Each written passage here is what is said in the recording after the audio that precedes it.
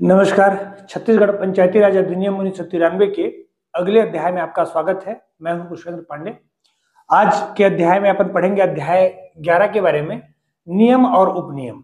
अध्याय 11 नियम और उपनियम। तो आइए देखते हैं कि अध्याय नंबर 11 में जो अधिनियम छत्तीसगढ़ पंचायती राज अधिनियम है उसमें अध्याय 11 में नियम और उपनियमों का उल्लेख किया गया है और इसका अनुच्छेद है धारा नंबर 95 से लेकर 97 यानी 95 से लेकर 97 तक जो है नियम और उपनियम के बारे में बताया गया है। अब कई बार समझ में नहीं आता है कि ये नियम क्या होते हैं, उपनियम क्या होते हैं। तो उसका बेसिक चीज मैं आपको बता देता हूं कि जो हमारा भारत का संविधान है, भारत के संविधान के किसी न किसी अनुच्छेद के अंतर्गत यानी जितने भी अधिनियमों का निर्माण होता है यानी एक्ट का निर्माण होता है वो किसी भी संविधान ही उसका मूल स्रोत है। यानी भारत के संविधान से किसी भी अनुच्छेद से लेकर क्या कर दिया जाता है, अधिनियम का निर्माण किया जाता है। तो भारत के जो छत्तीसगढ़ पंचायती राज अधिनियम है 1993 में जो निर्माण किया गया ये अधिनियम है।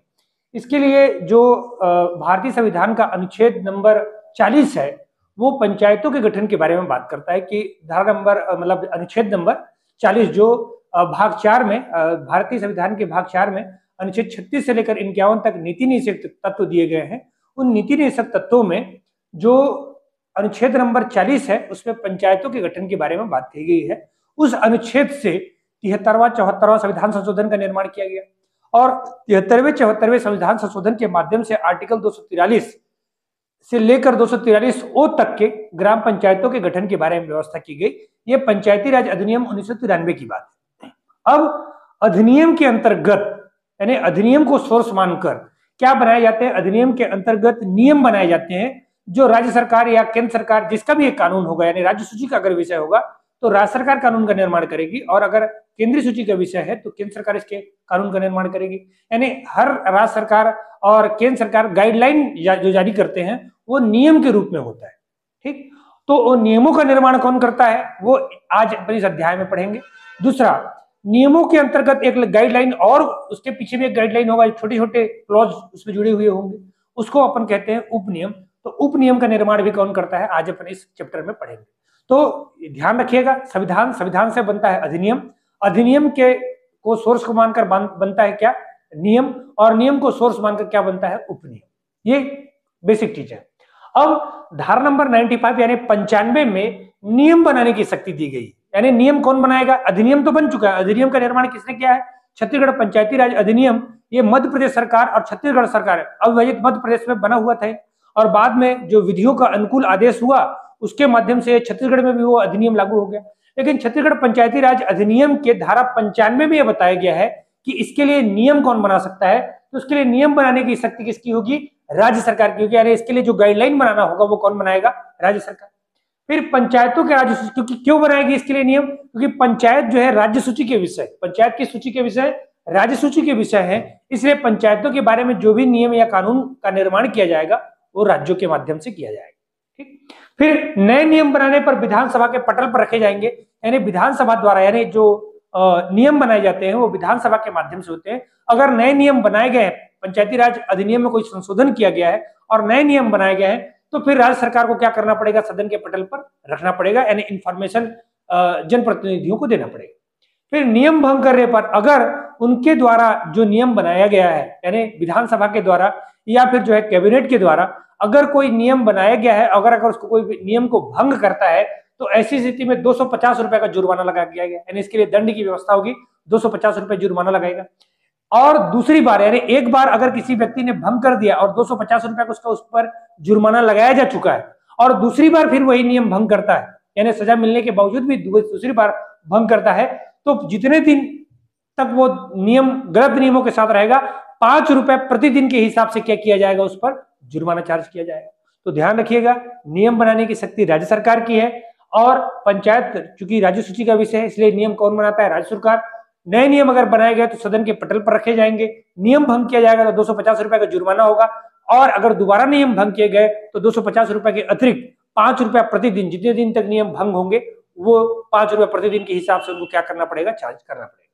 फिर उपविधि यानी नियमों के अंतर्गत उपविधि का निर्माण करना पड़ेगा। अगर नियमों के अंतर्गत उप नियमों का निर्माण करना पड़ेगा तो धारा नंबर 96 के माध्यम से किया जाता है। उप नियम बनाने की जो शक्ति होगी वो पंचायतों को, यानी जिस पंचायत में वो अधिनियम लागू है, यानी ग्राम पंचायत, जनपद पंचायत और जिला पंचायत, वो अपने हिसाब से उप विधि यानी गाइडलाइन बना सकते हैं। तो उप नियम बनाने की शक्ति किसको होगी? पंचायत को। जिस पंचायत में वो नियम लागू होंगे, यानी अगर कोई नियम अगर ग्राम पंचायत के लिए है तो उसके संदर्भ में उप नियम ग्राम पंचायत बनाएगी।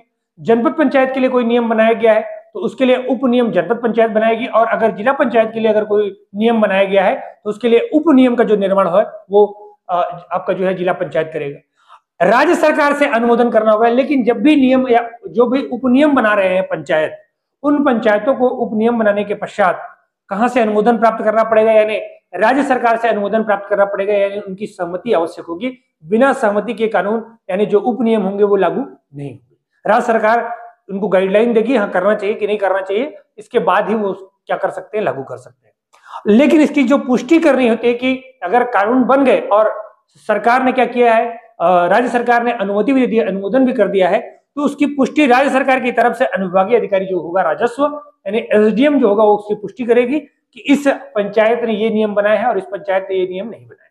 तो जो भी नियम बनेगा उसकी पुष्टि कौन करेगा? अनुविभागीय अधिकारी यानी एसडीएम इसकी पुष्टि करेगा। अगर उप नियम भंग किया जाए, जो सजा नियम भंग करने पर लगाया जाता है वही सजा उप नियम भंग करने पर भी लगाया जाता है। तो उप विधि को भंग करने यानी उप नियम को भंग करने पर 250 रुपए का जुर्माना पहली बार में, और अगर वही उप नियम दोबारा भंग किए गए ऐसी अवस्था में 5 रुपए प्रतिदिन के हिसाब से जुर्माना भुगतना पड़ेगा, अगर दोबारा किया गया है वही उसी व्यक्ति द्वारा किया गया है। फिर आदर्श उप विधि। आदर्श उप विधि का निर्माण धारा नंबर 97 में किया जाता है। आदर्श उप विधि क्या होता है? ऐसी उप विधियां जो पंचायत बना रही हैं उनके लिए कोई मॉडल उप विधि होगा जिसको देखकर दूसरे पंचायत भी निर्माण कर सके, वैसी विधियों का निर्माण कर सके। तो ऐसी विधियां जो आदर्श हो, जिसको लागू करना पंचायतों के लिए हितकर होगा, फायदेमंद होगा, ऐसी विधियों का निर्माण कौन करेगा? राज्य सरकार करेगी, जिसको देखकर ग्राम पंचायतें, जनपद पंचायत या जिला पंचायत अन्य विधियों का भी निर्माण करे, दूसरे पंचायत भी विधि का निर्माण करे, उप विधियों का निर्माण करे। वो कहां बताया गया? धारा नंबर 97। तो 3 चीजें ध्यान रखनी है आपको कि जो नियम बनाने की शक्ति राज्य सरकार की है, राज्य सूची का विषय है इसलिए, और नियम बनने पर सदन के पटल पर रखे जाते हैं। नियम भंग करने पर 200 रुपए का जुर्माना, 250 रुपए का जुर्माना और 5 रुपए प्रतिदिन की जुर्माना दूसरी बार करने पर। फिर उप नियम कौन बनाएगा? पंचायत बनाएंगे। राज्य सरकार का अनुमोदन करना होगा, पुष्टि अनुविभागीय अधिकारी जो राजस्व होगा यानी एसडीएम करेगा। फिर उप नियम को अगर भंग करना है तो 250 रुपए का जुर्माना, और या दूसरी बार भंग किया जाता है तो 5 रुपए प्रतिदिन के हिसाब से जुर्माना। आदर्श उप विधियां अगर कोई बनाता है तो राज्य सरकार बनाती है, उसी को देखकर दूसरे पंचायत भी क्या बना सकते हैं? कानून का उप विधियों का निर्माण कर सकते हैं। ये धारा नंबर 97 है। ठीक है, तो आज के लिए इतना ही। बहुत बहुत धन्यवाद।